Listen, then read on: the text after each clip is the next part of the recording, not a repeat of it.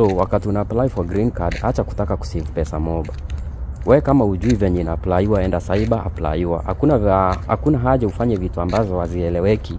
Alafu ukisikia results zinatoka ukwe anxious and impatient kuona kama umechukuliwa na wewe vitu zako ulitaka kusave ukafanya vitu hazieleweki.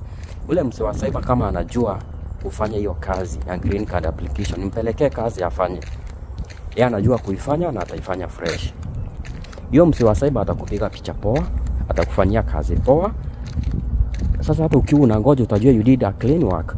Kama ni majini iko na issue, hakikisha majini iko sawa kabla uapply, because you can't apply twice my friends. Ukisha apply mara moja ni hivyo.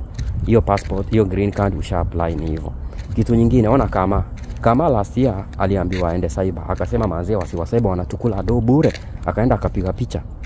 Masikio hakuna, aka-upload. Hiyo hata nikienda kule hawaangalii because hawaoni sura yako yote. So hiyo inaondolewa. Sio peke yake. Njeri nani amjui?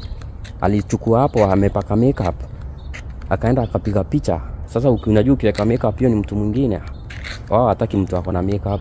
Hiyo pia akachujwa. Lucy nani amjui? Alienda kupiga na earrings. Ornaments hazihitajiki bana wakati una apply kitu.